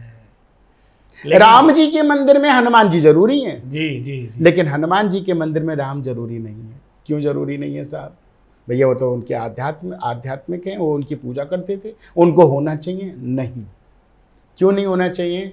क्योंकि हनुमान जी, राम जी ने कहा था प्रभु श्री हनुमान जी से कि तुम्हारे अंदर सेवा का जो भाव है तो मेरा भक्त तुम्हारी सेवा करेगा और तुम्हारी सेवा से मुझे प्राप्त करेगा। वाह वाह वाह वाह। इसलिए तुम सेवक हो, तो इसलिए मैं कहना चाहता हूं कि राजा बनने की चेष्टा मत करो, अच्छे सेवक बनने की चेष्टा करो। हर शिष्य से, हर व्यक्ति से सेवक बनो। सेवा सेवा परमो धर्मा, सेवा से बड़ा कोई धर्म नहीं होता। आप अगर सेवा का जीवन में, अब सेवा किसकी? माता पिता की सेवा करो जी, गुरुजनों की सेवा करो, मित्रों की सेवा करो, परिजनों की सेवा करो, राष्ट्र की सेवा करो, धर्म की सेवा करो, कर्तव्यों की सेवा करो, कर्तव्यनिष्ठ पे चल के अपने कर्म पथ की सेवा करो। सेवा करो, सिर्फ सेवा सेवा सेवा। सेवा परमो धर्म, सेवा से बड़ा कोई धर्म नहीं है। और जितना आप करेंगे उतना आप आगे बढ़ेंगे। वाह। आपको कोई पीछे नहीं कर सकता। रावण के यहाँ जब विभीषण था, अब ये धर्म की बात आई है तो इसलिए मैं आपको व्याख्या करना चाहूँगा। जी जी जी। तो विभीषण जो था पूरी लंका में एक वही था, राम आयोदंकित ग्रह शोभा वर्ण न जाय नग तुसका बनते है देख हर्ष कपराई। पूरी राक्षसों की लंका में एक ही घर ऐसा था जिसके दरवाजे पे राम का नाम लिखा था, वो घर था विभीषण का। सही बात। कोई था। विभीषण से जब हनुमान जी मिले तो हनुमान जी ने रूप धारण किया, क्या? बेप्र रूप धरेउ हनुमाना। किसका रूप? ब्राह्मण का रूप रखे, साधु का नहीं। साधु और ब्राह्मण में भी फर्क होता है। क्या बात है। साधु और ब्राह्मण में फर्क होता है, ये भी भगवान जी ने यहाँ बता दिया। विप्र रूप धरेउ हनुमाना, क्योंकि ब्राह्मण ही है जो ज्ञान की ऊर्जा को, ज्ञान के दीपक को जलाता है, साधु नहीं। साधु ब्राह्मण में फर्क है। साधु तो कोई भी भगवा पहन ले, दाढ़ी बढ़ा ले, त्रिपुंड लगा ले, दरवाजे पे आ जाए साधु। लेकिन वो अगर जन्म से नहीं है, कर्म से नहीं है, जन्म और कर्म दोनों, जन्म से भी ब्राह्मण होना चाहिए और कर्म से भी ब्राह्मण होना चाहिए, वाह, तभी वो ब्राह्मण है, वरना नहीं। समझ गए आप? बिल्कुल। तो इसलिए विप्र रूप धरेउ हनुमान, हनुमान जी ने ब्राह्मण का रूप धारण करके विभीषण की भक्ति को जगाया। भक्ति दो प्रकार की होती है, एक सोई भक्ति और एक जागृत भक्ति। सोई भक्ति कौन सी होती है कि आप पूजा तो कर रहे हैं, ध्यान कर रहे हैं भगवान का, लेकिन आपका ध्यान भगवान की पूजा से इधर उधर भी है। जैसे ओम जय जगदीश हरे स्वामी जय, अरे प्रजापति जी जल्दी जाइए, ऑफिस जाने में देरी हो रही है, ऐसे ऐसे करके देखती है माता। ओम जय जय, अरे बेटा तू अभी तक नहीं उठा, जल्दी उठ, स्कूल जाने की बस आ गई। ओम जय जगदीश हरे स्वामी जय, अरे देखो दरवाजे पे काम वाली है कि गेट खोलो, ओम जय। मतलब ये सोई भक्ति है। आप पूजा तो कर रहे हो लेकिन भगवान से दूर हो, आपका ध्यान कहाँ है? हृदय से नहीं कर रहे हैं, माया में है। बेटे को भी देख, पति को भी देख, सबको देख, काम वाली को देख, तो भगवान से दूर हो गए। भगवान ये कहता है कि जब मेरे सामने बैठो तो सिर्फ मेरा ही चिंतन करो। वाह। चाहे 5 मिनट करो, मैं नहीं कहता 5 घंटे करो, 5 मिनट सिर्फ मेरा चिंतन करो, ध्यान लगाओ। तो विभीषण ने कि सोई हुई भक्ति को जगाने पहुंचे हनुमान जी। क्या किया उसने? माता सीता को उठाकर तो रावण ले आया। भाई रावण तो ही दोषी था, बिल्कुल बिल्कुल। तुम तो दोषी नहीं थे, तुम तो राम के भक्त थे। लेकिन तुमने ऐसा कौन सा काम किया कि भगवान तुम पे कृपा करें? क्या एक बार भी तुमने जाके माता सीता से पूछा माँ तुम कैसी हो? तुम जाके पूछते माँ से, लेकिन तुमने एक बार भी नहीं पूछा, आप अपनी कुटिया में रहे। तो ये भक्ति कौन सी थी? सोई भक्ति, कि राम का नाम तो जपते हो लेकिन राम का काम नहीं करते। वाह। तो राम का काम जाके करते तुम, जाके माता सीता का हालचाल पूछते, नहीं पूछा तुमने। फिर कहते भगवान कृपा कैसे करेंगे? अगर भगवान की कृपा करनी है तो भगवान की जागृत भक्ति करो। जागृत भक्ति कौन सी? सेवा, भगवान का कार्य करो। किसी भी भूखे को रोटी दो, प्यासे को पानी दो, किसी की आंखों में आंसू आपके कारण ना आए, इसको कहते हैं सेवा। तो आप सेवा करो, और आप जाके सेवा, आपने नहीं करी सेवा तो आपकी कौन सी भक्ति है? सोई भक्ति है। आप अपने कमरे में बैठ के माला जप रहे हो, सीताराम सीताराम सीताराम सीताराम, लेकिन भगवान के काम से कोई मतलब नहीं है। काम करो ना भगवान का। तब तुरंत विभीषण ने कहा अरे मुझे अब ज्ञात हुआ, अब मैं भगवान की भक्ति करूंगा, अब तो भगवान उस पर कृपा करेंगे। बोले बिल्कुल करेंगे। तो हनुमान जी को सारी युक्ति बता दी कि माता सीता ऐसे ऐसे मिलेंगी, तुम ऐसे ऐसे जाओ। तो जैसे ही हनुमान जी जाने लगे माता सीता की खोज करने, तो पीछे से विभीषण ने पैर पकड़ लिए, प्रभु अब तो भगवान कृपा करेंगे, अब तो मैंने माता सीता का पता बता दिया। तो बोलने लगे अब तो बिल्कुल नहीं करेंगे। बोले क्यों? बोले मैंने तो भगवान का काम कर दिया, अब तो मुझ पर कृपा करनी चाहिए। तो भगवान बोलते हैं सुनहु विभीषण प्रभु की रीति, करहि सदा से वक से प्रीति। तो भगवान कहते हैं, क्या कह रहे हैं भगवान? भगवान ये कह रहे हैं कि विभीषण सुनो, जो लोग भगवान का काम करते हैं भगवान उन पर कृपा नहीं करते। बोले फिर क्या करते हैं? बोले भगवान उनको प्रेम करते हैं। क्या करते हैं? प्रेम करते हैं। प्रेम करते हैं। अगर जिसको भगवान का प्रेम चाहिए तो सेवा परमो धर्मा को अपनाइए। वाह। तो सेवा करोगे भगवान आपसे प्रेम करेगा। आनंद ही आनंद, आनंद ही आनंद। बहुत लाज जी, बहुत बड़ी आप गहराई की बातें बता रहे हैं। लोगों को जो जीवन यात्रा चल रही है उससे अलग बता रहे हैं, ताकि उनमें आनंद मिले और सुकून मिले। हम आगे बढ़ते हैं प्रश्नों, क्योंकि जो हमारी युवा पीढ़ी है, युवा पीढ़ी वो आज की युवा पीढ़ी पैसा कमाना चाहती है, खूब सारा पैसा कमाना चाहती है, लेकिन वो ना तो सनातन से जुड़ना चाहती है, ना अपने परिवार से जुड़ना चाहती है, ना ही वो धर्म से जुड़ना चाहती है। उस युवा पीढ़ी को आप क्या कहना चाहेंगे? देखिए, मैं भी एक युवा हूँ जी मैं भी कोई 50 साल का ओल्ड मैन नहीं हूँ, मैं जी एक युवा हूँ। जी और मुझे इतना पता है कि जब आपके ट्रू मीडिया के माध्यम से युवा मुझे सुन रहे हैं जी तो उन युवाओं में शक्ति का संचार होगा और मेरी जैसी ऊर्जा को अपने जीवन में उतारेंगे जी और युवा के अंदर भी परिवर्तन होगा। वाह इसलिए युवा संतों का जीवन में आना बहुत जरूरी है। जी, क्या बात आजकल युवा संत बन ही नहीं रहे, जी, क्योंकि कोई युवा संत बनना नहीं चाहता, संत नहीं बनना चाहते, उन्हें उसमें जीना भी नहीं चाहते। हर युवा ये चाहता है कि मैं डॉक्टर बनूं, हाँ। मैं इंजीनियर बनूं, जी मैं ये बनूं, मैं वो बनूं। लेकिन मैं कहता हूं आप बनो सब कुछ, लेकिन अगर सनातन से परिपूर्ण होकर बनोगे तो सनातन की भी रक्षा कर पाओगे और अपने माता पिता की भी रक्षा कर पाओगे, सेवा कर पाओगे और राष्ट्र धर्म का भी पालन कर पाओगे। वाह वाह वाह, बहुत तो इसलिए मैं ये कहना चाहता हूँ युवाओं से कि सर्वप्रथम हर एक युवा को प्रतिदिन एक काम तो जरूर करना चाहिए,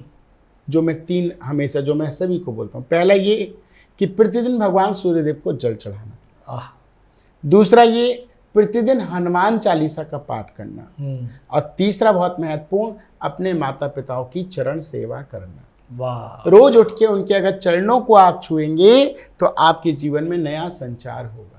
क्या बात है, आपके जीवन में नई प्रगति आएगी, नई खुशहाली आएगी। कुछ नहीं तो 10 दिन करके देख ले कोई युवा, अपने माता पिता के पैर छू के देख ले। ट्रू मीडिया मेरा पता बता देगा, अगर तरक्की ना मिले तो मेरे आश्रम पे बैठ जाना। महाराज जी, हम यहाँ एक प्रश्न और यकायक दिमाग में आया है कि ये जो आपने युवाओं को बताया कि अपने अभिभावकों को, अपने माता पिता के चरण स्पर्श करें, अपने बुजुर्गों के चरण स्पर्श करें, आपको अदृश्य रूप में लाभ मिलेगा, धन का भी और सबका मिलेंगे। उसके बावजूद हमारे देश में वृद्ध आश्रमों की संख्या बढ़ती जा रही है। ये भी बड़ा चिंतनीय विषय है। देखिए प्रजापति जी, मैं कहना चाहूँगा कि पहली बात तो भारत में वृद्ध आश्रम नहीं होने चाहिए। जी बिल्कुल, मैं समर्थन करता हूँ। वृद्ध आश्रम नहीं होने चाहिए। मुझे कई लोग वृद्ध आश्रम के उद्घाटन करने के लिए बुलाते हैं जी, तो मेरा सीधे एक अक्षर होता है नो। आप वृद्ध आश्रम बना रहे हैं, मैं बिल्कुल नहीं आऊँगा। हमारे ही समुदाय में क्यों वृद्ध आश्रम है, दूसरे समुदाय में वृद्ध आश्रम क्यों नहीं है? आप देखिए, क्या इस्लाम धर्म में वृद्ध आश्रम है? बिल्कुल नहीं मिलेगा। अन्य किसी में नहीं मिलेगा, क्रिश्चियन कम्युनिटी में नहीं मिलेगा, पंजाबियों में नहीं मिलेगा। मिलेगा तो हम हिंदू सनातनियों में मिलेगा। हमारे यहाँ वृद्ध आश्रम बनेंगे। क्यों भैया? आपकी माँ आपके अपने 10 बच्चों को पाल सकती है तो 10 बच्चे एक माँ बाप को नहीं पाल सकते? बिल्कुल सही बात है, बिल्कुल सही कहा। क्यों नहीं पाल सकते? आप जब बच्चा अभी मैं एक जगह गया था, हमारे हिसार में कुलपति महोदय हैं, तो उनके यहाँ मेरा जो है भागवत कथा थी। तो भागवत कथा के दौरान उनके वृद्ध माता पिता थे, उनकी उम्र तकरीबन 90 वर्ष की थी। उनकी माता जी भी 88 थी। तो जब वो आई, जब वो उनको मैंने कहा कि भाई आज कथा का विश्राम है, आज की पूजा आपके माता पिता करेंगे। तो वो चल नहीं पा रहे थे या बैठ नहीं पा रहे थे ज़्यादा देर। तो उनके बेटे कुलपति महोदय जो थे, उन्होंने माता पिता का हाथ पकड़वा के पूजा करवाई, उनसे फूल चढ़वाया, उनके हाथ ऐसे पकड़ लिए और उनके हाथों को लेके ऐसे करके उनसे आरती करवाई। And then I was realised, Prajapati ji, मेरी आंखों में आंसू थे। मैंने कहा ये वो बच्चे हैं, ये वो माता पिता हैं। जब हम बहुत छोटे हुआ करते थे तो हमारे माता पिता भी हमको ऐसे हाथ पकड़ के आरती सिखाते, उंगली पकड़ के हमें चलना सिखाते थे, उंगली पकड़ के जीना सिखाते थे। वाह, वाकई वो हमको सिखाते थे कि ऐसे आरती करो, ऐसे भगवान की टीका लगाओ। और हमें आता नहीं था, क्योंकि हमारे को तो वो हमें सिखाते थे, इस उंगली से लगाओ, ऐसे टीका लगाओ, ऐसे करो। तो ऐसे करके मैं सिखाते। तो आज वो कुलपति साहब अपने माता पिता को हाथ पकड़ के उंगली से ऐसे करवा के, उंगली हिल रही है तो उंगली को पकड़ लिया कि हिले ना, भगवान को टीका लगा रहे हैं। कहें कि माता पिता बच्चे हो गए हैं और बच्चे अब जो है अभिभावक। तो हम जब वो बच्चे की रूप में आ जाते हैं, वृद्ध अवस्था की बच्चों जैसी हो जाती है, तो क्या हमारे माँ बाप ने हमारे को बच्चा समझ के क्या अनाथ आश्रम छोड़ दिया था? या कहीं और किसी को दे दिया कि हमारे बच्चों को पाल के पोस कर, नहीं फिर भी वो पालते हैं। हम सूसू करते हैं, पॉटू करते हैं, कितना दुख करते हैं, उन्हें कितना परेशान बचपन में करते हैं, फिर भी उन्हें पालते हैं। जब हमारे वृद्ध माता पिता इतने वृद्ध हो जाते हैं तो हम उनको पाल नहीं सकते? क्या हम उनकी सेवा नहीं कर सकते? मेरे को प्रश्न है ये। इसलिए मेरा निवेदन है कि वृद्ध आश्रम भारत में नहीं होना चाहिए, और जिस दिन भारत में वृद्ध आश्रम नहीं होगा उसी दिन भारत हिंदू राष्ट्र बनेगा। वाह वाह वाह वाह, उसी भारत सनातन राष्ट्र बन जाएगा। मुझे और कुछ नहीं। बहुत अच्छी बात, बहुत अच्छी बात नाथ जी, बहुत अच्छी जानकारी दी, और ये बड़ा चिंतनीय विषय है। हम एक और जानकारी आपसे लेना चाहेंगे कि जो हिंदू धर्म में मोक्ष की प्राप्ति कैसे की जा सकती है? माता पिता की सेवा करो, मोक्ष मिल जाएगा। सीधी सी बात है, माता पिता की सेवा करो, मोक्ष मिल जाएगा। जी जी। भगवान विष्णु का पाठ करो, ओम नमो भगवते वासुदेवाय, मोक्ष मिल जाएगा। आप मोक्ष को समझते क्या? What is the meaning of the moksha? That you have to be know. मोक्ष है क्या? मोक्ष कोई सुख है, कोई संपत्ति है, कोई वैकुंठ में जाना मोक्ष है? नहीं। मोक्ष है भगवान की विरह, भगवान की याद, माता पिता की सेवा, ये मोक्ष है। मोक्ष वो नहीं है कि वैकुंठ मिल जाएगा, नो। मोक्ष वो नहीं है कि BMW कार चलाने को मिल गई, मोक्ष। मोक्ष ये नहीं कि बड़े बड़े महल रहने को मिल गए, मोक्ष नहीं। मोक्ष अगर पाना है तो सिर्फ जीवन में मोक्ष की प्राप्ति करनी है तो माता पिता की सेवा करो, अपने बुजुर्गों की सेवा करो, रिश्तों को वैल्यू दो। रिश्ते बहुत अच्छे, रिश्तों को वैल्यू दो। बहुत बढ़िया। रिश्तों को अगर महत्वता दोगे तो मोक्ष तो यही है। दुनिया में भटकना नहीं पड़ेगा खुशी ढूंढने के लिए, खुशी आपके अंदर ही है। लेकिन हमने अपनी खुशियों की चाबी को किसी थर्ड पर्सन के हाथ में दे दिया है। तुम हमारी चाबी पकड़ लो। अगर उसने कोई बात बुरी बोल दी तो रोने बैठ गए, हाय ऐसा क्यों बोल दिया। उसने कुछ अच्छा बोल दिया तो खुश हुए, हाँ हाँ बहुत अच्छा बोला। क्यों?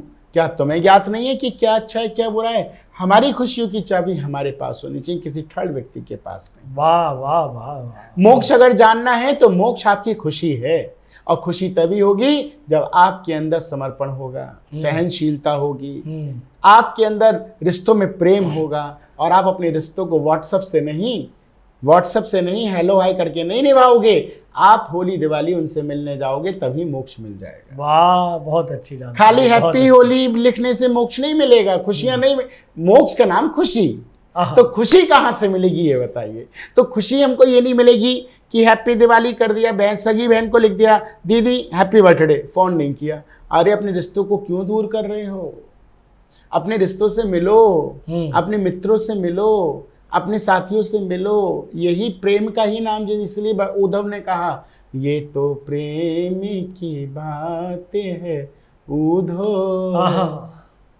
ये तो प्रेम की बात है। इसीलिए प्रेम के बस में आके अर्जुन के रथ को हाँकने वाला कोई और नहीं था, चतुर्भुज नारायण ही था जिसने अर्जुन का रथ हाँक दिया था। वो मोक्ष है। अर्जुन को जीते जी मोक्ष मिल गया कि सुदर्शन चक्रधारी चारों दिशाओं का महाराज प्रभु श्री कृष्ण मेरा रथ हाँक रहा है, यही मेरा मोक्ष है। वाकई यही मोक्ष है, ये सत्य है। अर्जुन के प्रेम में रथ को हाँका, अर्जुन के प्रेम में, सिर्फ प्रेम, बिल्कुल प्रेम में, अर्जुन के प्रेम पारस रथ हाँको। आप सोचिए वाह कितनी बड़ी बात है। तो वो जो रथ उन्होंने हाँका है वही तो प्रेम है, वही तो मोक्ष है। अरे भगवान तुम्हारे प्रेम के चलते तुम्हारे बस में आ जाता है, वही मोक्ष है। अगर प्रेम ही नहीं है तो फिर क्या? इसलिए प्रेम, सत्य, करुणा। प्रजापति जी प्यार क्या है? प्यार अगर मैं कहूं तो प्यार एक अवाख्या है। प्यार की व्याख्या नहीं की जा सकती, प्रेम की व्याख्या नहीं की जा सकती है। जैसे प्रेम है ना, प्रेम की कोई कहे प्रेम को व्याख्या कर दो, इम्पॉसिबल। लेकिन जिया तो जा सकता है प्यार में, व्याख्या नहीं कर सकते।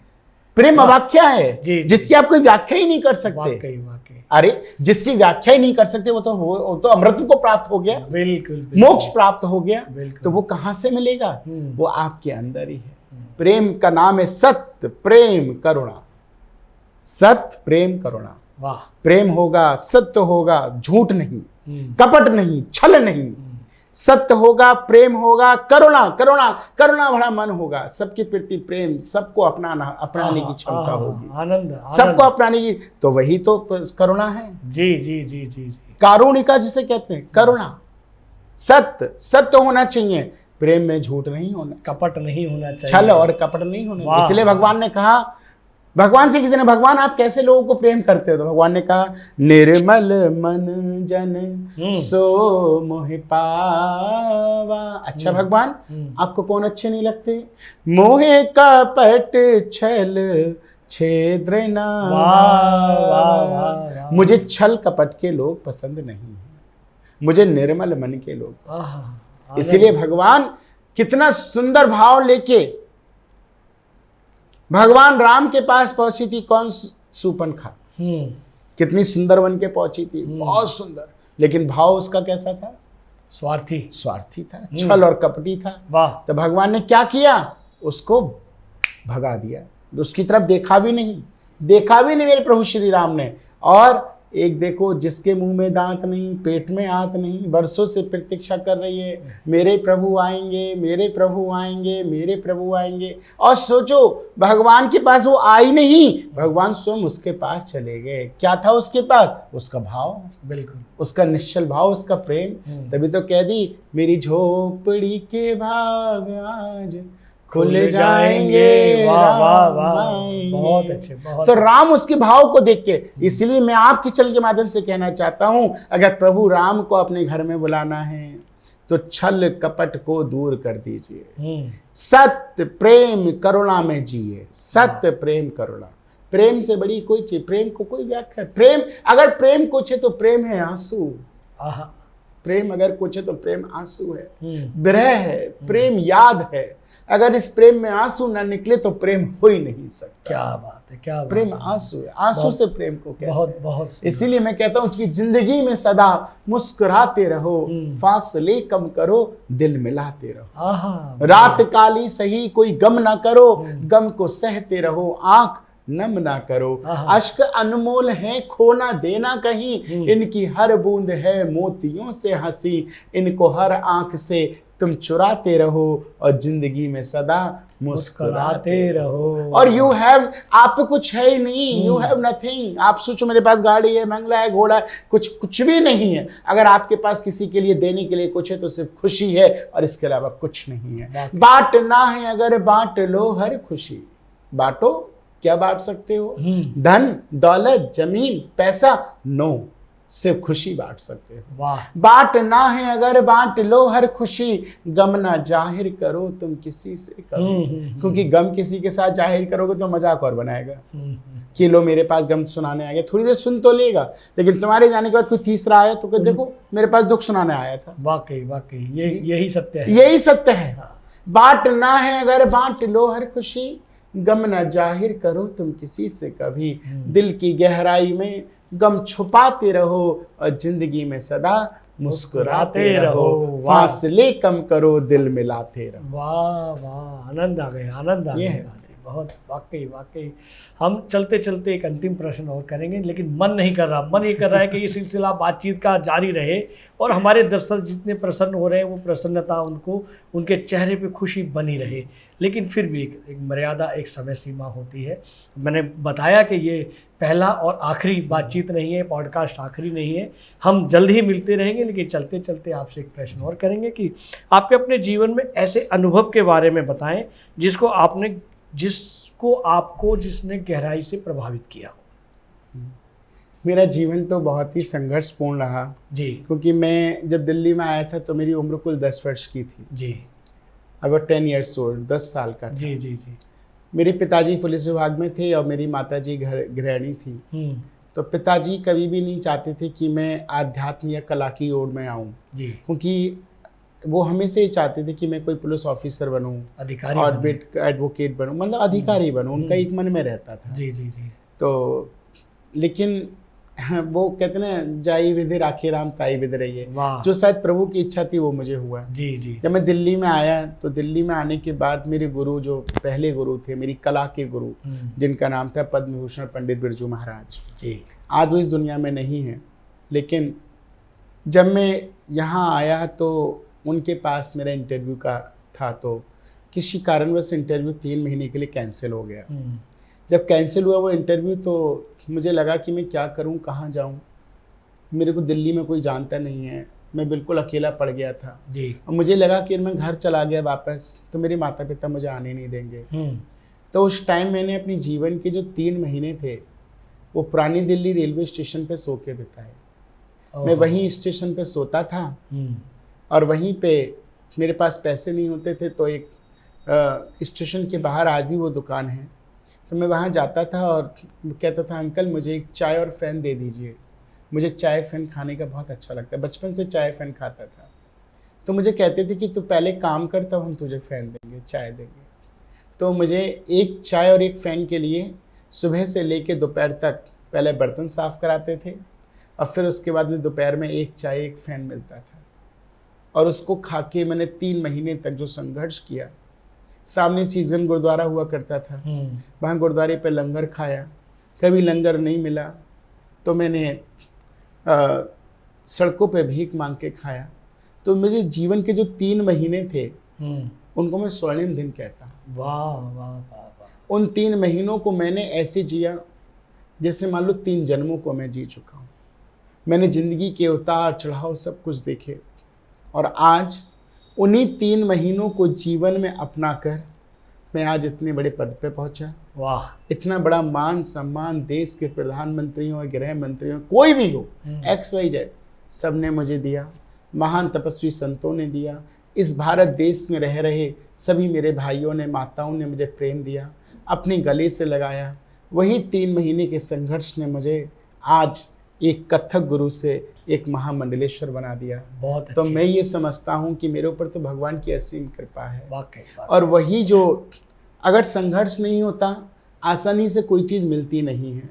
जीवन का नाम ही संघर्ष है। आप संघर्ष करोगे तो बहुत कुछ मिलेगा। लेकिन हाँ, उन 3 महीनों में मैंने बहुत अपने माता पिता को याद किया। लेकिन मुझे जैसे कहते हैं ना बचपन अगर आपका खुशी में नहीं जी पाते हो आप, तो एक कमी रह जाती है। तो वो कमी मेरे जीवन में रही। मैं अपने बचपन को नहीं जी पाया। आज भी अपने बचपन को याद करता हूँ तो छोटे छोटे बच्चों में अपने बचपन को देखता हूँ, मन करता है इनके साथ खेलूँ, कूदूँ, एंजॉय करूँ, बातें करूँ। तो जो बचपन था वो बचपन में जिससे दूर हो गया और मैं बहुत जल्दी एक संघर्ष करते करते कहाँ से कहाँ पहुँच गया। तो माँ का आंचल याद आता है बचपन का कि काश माँ के पास होता तो मेरे सर में तेल लगाती, मुझे प्यार करती, मेरा ध्यान रखती। लेकिन वो जीवन का इतना लंबा सफ़र, 15 साल तकरीबन मैं अपने माता पिता से दूर रहा। उन लोगों ने मुझे 10 वर्ष से लेकर 25 वर्ष तक देखा ही नहीं, मैं जिंदा हूँ या मर गया, क्योंकि वो नहीं चाहते थे कि आप इस चीज़ में आगे बढ़ो। लेकिन अगर वो मुझे नहीं छोड़ते तो शायद मैं मंजिल को नहीं पाता। आज उन्होंने छोड़ा तो मैं मंजिल तक पाया। वाह। इसलिए मैं युवाओं से ये कहता हूँ कि पीछे पीछे आपकी अगर खुशियाँ हैं तो उन खुशियों को आप बड़े भाग्यशाली कि आपके माँ बाप को सपोर्ट कर रहे हैं, तो आप उनके सपोर्ट को देखते हुए उनके नाम को रोशन कीजिए। वाह वाह। और अगर आपके पीछे सपोर्ट नहीं है तो आप अपने माँ बाप का नाम धूमिल मत कीजिए, ऐसा संघर्ष कीजिए कि तो भी अपने माँ बाप का और राष्ट्र का नाम रोशन कीजिए। वाह वाह वाह। ऐसा बनिए। असंभव और संभव क्या है? दुनिया में सब कुछ संभव है अगर आपके अंदर पॉजिटिविटी है। तो आपके अंदर क्षमता है कुछ पाने की, तो दुनिया में सब कुछ संभव है, कुछ भी असंभव नहीं। बिल्कुल बिल्कुल। मेरे पास कुछ भी नहीं था, खाने को नहीं, रहने को नहीं, भीख मांग की जिंदगी बिताई और आज मैंने हर कार्य को, असंभव को संभव करके दिखा दिया। वाकई वाकई। सोचिए। तो इसका मतलब ये नहीं है कि सुख सुविधा से आप हर चीज को पा लेंगे, नहीं। आप कठिन परिश्रम करके ही जीवन के एक अच्छे मार्ग पर चल सकते हैं। वाकई। तभी आपको जिंदगी बहुत सुंदर लगेगी। वाकई। और आज जिंदगी बहुत सुंदर है। तो भगवान ने प्रेम दिया, अपनों को इतना प्यार दिया, आप सबका दुलार दिया। इसलिए मैं तो यही कहना चाहूँगा कि जीवन को खुशी से जियो, भक्ति के साथ जियो, समर्पण के साथ जियो। इसी का नाम जीवन है। यही एक जिंदगी है, यही आपको आगे लेके जाता है। बहुत सारी जानकारी, बहुत सारे ज्ञानवर्धक जानकारी आपसे मिली। हमारे श्रोताओं को भी और हमें भी और हमारी टीम जो यहाँ लगी हुई है इस पॉडकास्ट के लिए, सभी ने बहुत सारे ज्ञानवर्धक जानकारियाँ आपसे प्राप्त की। आपने अपने बेशकीमती समय निकालकर ट्रू मीडिया पॉडकास्ट के लिए समय निकाला, इसके लिए बहुत बहुत धन्यवाद, बहुत बहुत आभार, हृदय से आभार। ये वीडियो YouTube पर देख रहे हैं तो हमारे चैनल को सब्सक्राइब करें और बेल आइकन को दबाना ना भूलें। अगर आप Facebook पर यह वीडियो देख रहे हैं तो हमारे पेज को लाइक करें।